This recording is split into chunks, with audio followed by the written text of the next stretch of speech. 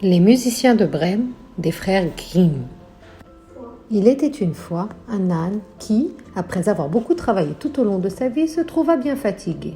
Comme son maître menaçait de le tuer car il était devenu inutile, il s'enfuit dans l'espoir de devenir musicien dans la ville de Brême. En chemin, il rencontra un chien épuisé d'avoir trop couru. « Que t'arrive-t-il » lui demande l'âne. « Comme je suis trop vieux pour accompagner mon maître à la chasse, celui-ci veut m'abattre, » se lamenta le chien. « Viens donc avec moi à Brême, nous y serons tous les deux musiciens, » lui proposa l'âne. Le chien accepta et les deux nouveaux amis poursuivirent leur route. Un peu plus loin, ils aperçurent un chat pleurant dans un fossé. « Pourquoi toutes ces larmes ?» lui demanda l'âne. « Comme je ne chasse plus assez bien les souris, ma maîtresse a voulu me noyer, » pleurnicha le matou. « Viens donc avec nous à Brême, nous y serons tous les trois musiciens, » lui suggéra l'âne. Le chat, tout heureux de cette proposition, leur emboîta le pas.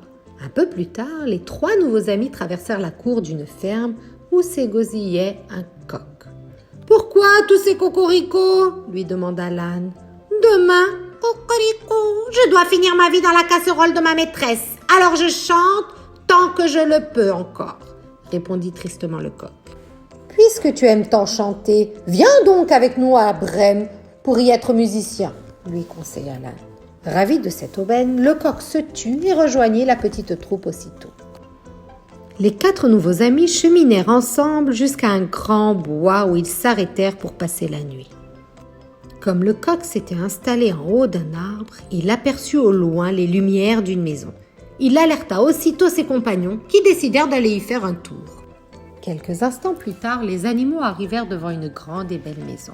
L'âne regarda par la fenêtre.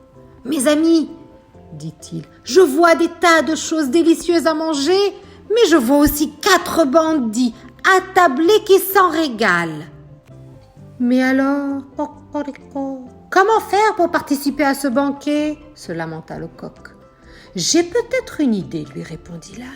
Le baudet fit alors grimper le chien sur son dos et dit au chat de se hisser sur le chien.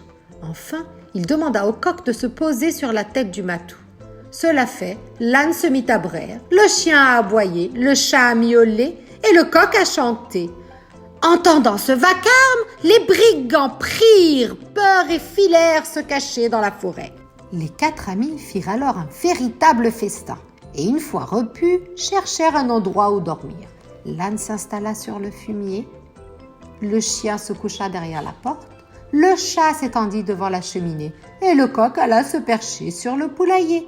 Épuisés par toutes leurs aventures de la journée, ils s'endormirent rapidement. C'est alors que les brigands décidèrent d'envoyer l'un d'entre eux observer ce qu'il se passait dans la maison. Après tout, ils s'étaient peut-être affolés pour rien. L'homme désigné entra dans la demeure où tout paraissait tranquille. Prenant les yeux du chat pour 2 braises, il voulut y allumer une chandelle. Aussitôt, le matou dérangé lui griffa sauvagement le visage. Comme il cherchait à s'enfuir, il trébucha sur le chien, couché derrière la porte, et celui-ci lui mordit le mollet. Affolé, le brigand bondit dans la cour et il reçut une violente ruade de l'âne, tandis que le coq se mettait à hurler du haut de son perchoir. À bout de souffle, l'homme rejoignit ses complices dans le bois. « Ne retournez surtout pas dans cette maison. Là-bas vit une sorcière qui m'a griffé le visage de ses longs doigts. Il y a aussi un homme qui m'a planté son couteau dans la jambe.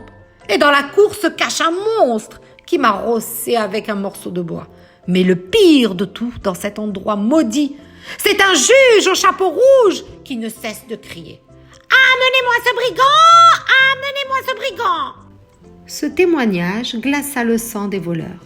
Ils n'osèrent plus jamais revenir dans cette maison où l'âne, le chien, le chat et le coq se trouvèrent si bien qu'ils décidèrent de ne plus jamais la quitter.